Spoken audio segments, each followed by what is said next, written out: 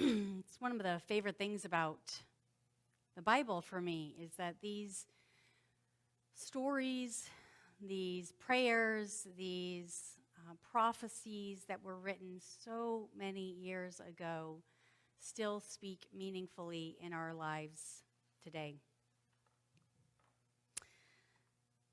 I think it's helpful, though, even though they can speak sort of independently, to hear some of the context in which they were written. And I want to talk about the context that Haggai was offering his prophecies to his people. He was a prophet during 520 BCE, approximately. So this was about 2,500 years ago. And this was during an intense time of rebuilding for the Judeans.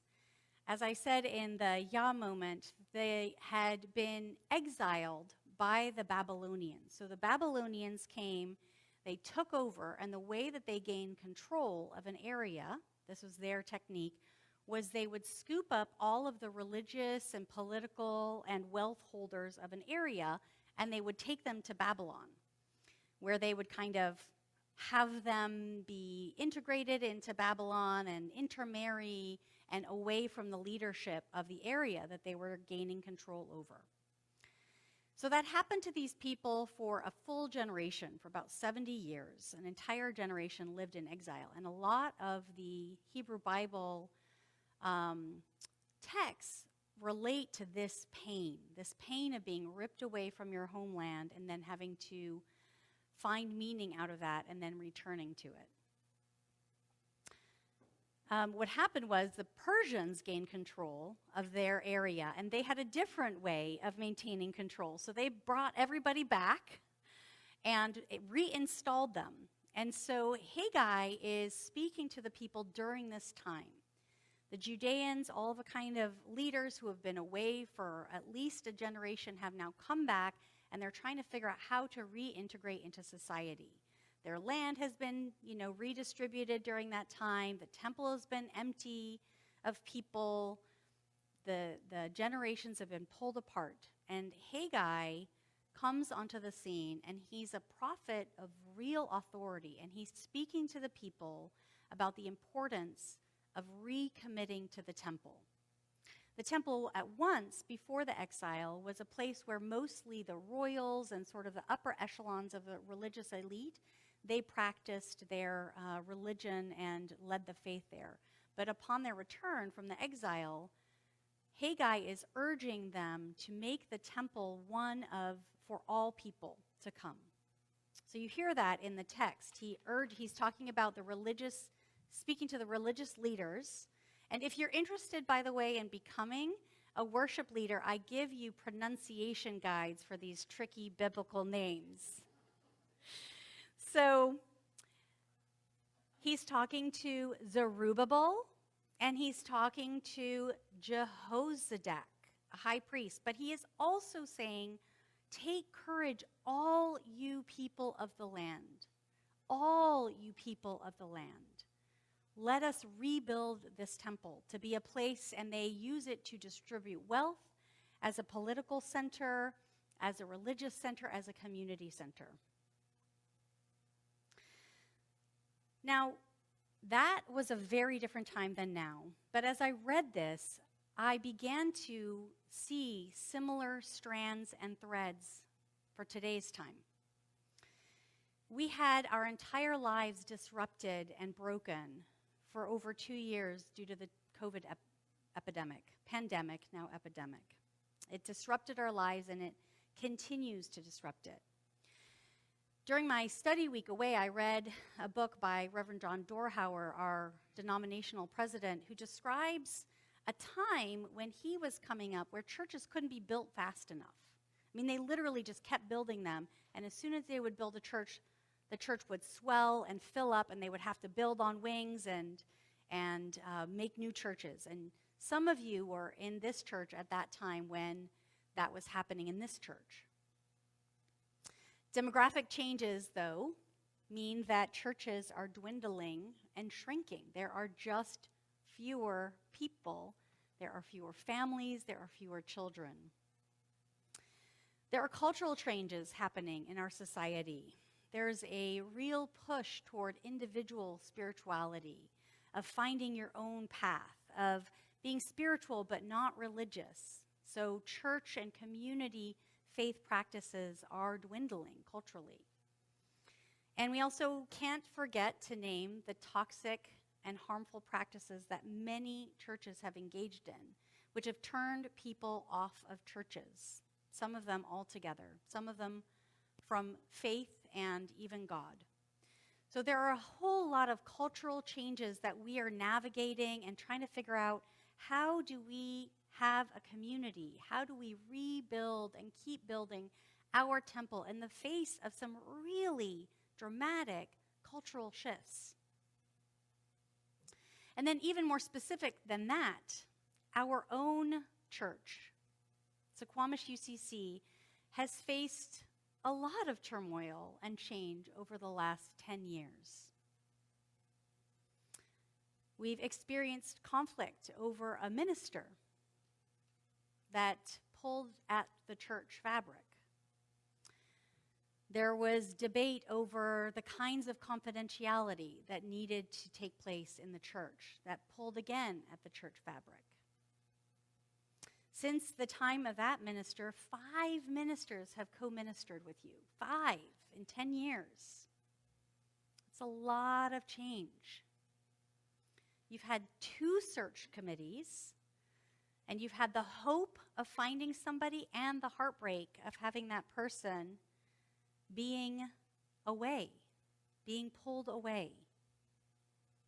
I want to make sure online folks can hear. I just saw a message. Can you hear? You can hear. Okay. We've experienced a shrinkage of our numbers. I have heard tales where there were 200 people here, where there were 2 ministers, where we had a music director. And I love the numbers that are here, but they are smaller than our church has known. As well, we have experienced the usual difficulties of any community that's trying to come together. There's been conflict, and sometimes that conflict has been dealt with well and healthily and directly, and sometimes it's been dealt with around the edges and triangulated and has created more conflict. As with any community, there have been hurt feelings. Sometimes people have felt forgotten about. Sometimes we've snapped at people.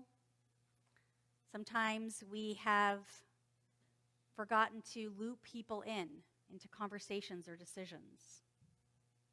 So with all of this, with our big picture context and the context about churches and communities and our individual church, why do we bother with church? It seems like a lot of work. It seems like we are swimming upstream sometimes. That's because we are.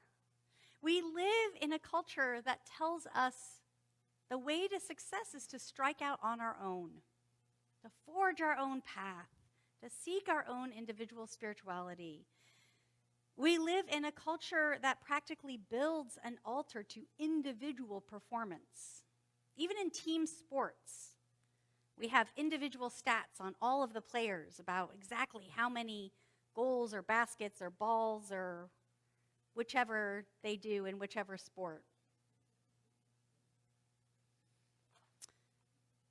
The phrase, pull yourself up by your own bootstrap, it doesn't even make sense, but it's one that we all know and we refer to.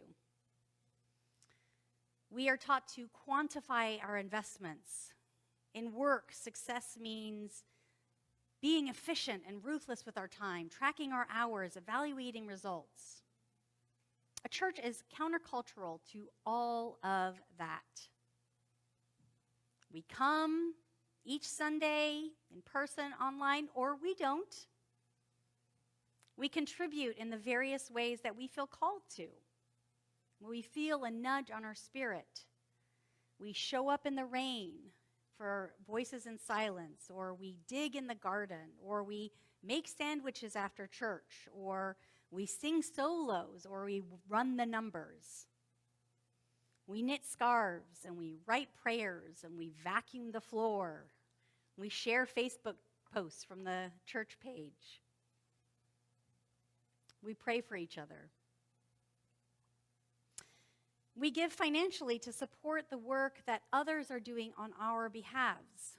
We make the best financial choice we can for our families and our commitment, and we trust others to do the same. And in doing so, we get to participate in all of the activities our church does, even though we don't ourselves do them.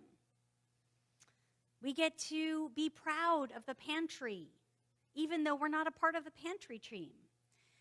We might not be on the racial justice team, but we get to be called to accountability and examine our own white supremacy through their work. We might not live in Suquamish, but you get to be represented to the tribe when this pastor is honored to represent all of you at the tribe's Good Neighbor Luncheon. It's all a swirl. There's no way to quantify it or evaluate it. But we just show up the best way we can in all of our messy humanness, in our frustration, in our love for each other, in our impatience, in our joy. And in doing so, we create magic. I like to call that magic God's kingdom on earth. There was a kid that came by one morning as I was coming in, and he was on his way to school, and he was looking at the pantry, and I asked him if he needed something, and he looked hungry, and he took home food for his family. You create a spiritual anchor for people who don't even necessarily worship here each week or each month, but when they suffer a loss, this is the place that they think of to call because this feels like home to them. Often when I leave, there's somebody sitting out here by the sanctuary doors, and they're charging their device, and they're checking their communication because you all provide free Wi-Fi and electricity and an open outlet for your neighbors who need that. You connect people to each other. You host a facility that is filled to the brim every weekday with kids trying something new. There was a little girl who was in tears because it was so hard. What she was being asked to do was so hard. And Kirsten, the program director, said, "Oh, Lovey, sometimes when you're trying something new, it's hard." It was really a gift to hear that voice to that little girl. And then these kids are going to go on to perform for other people. They get to feel that pride. And you all make that possible through your hosting of KIC. We host worship that takes our weary, beat-down spirits and sends us out the door, often refreshed and renewed and encouraged when you close your laptop or head out to the fellowship time. You create soft feathers of love. You spread wide wings of justice. You proclaim a bold witness of welcome and radical hospitality for people who are hungry for that message. When I first began here, I made a TikTok about this church, and I described some of the aspects of this church that are everyday to us. That small video has been viewed close to 50,000 times, and it has almost 500 comments. And they say things like, "This does my broken heart good," or "This is amazing. This is what church and being a Christian is all about." Or, "Where is this church? I want to be a part of it. I wish there was one like this near me." Or, "This gives me hope." Haggai tells us to have courage, that the Spirit of God is here. Through our coming together, through our pledges, through our time that we offer, we are building a sanctuary that is described in Psalm 84. from today. I don't know what the future holds. It is terrifying some days to me, but I know that in coming together this way, we build a community that is together for joy, and that joy spreads far, far beyond this church and this community. Amen.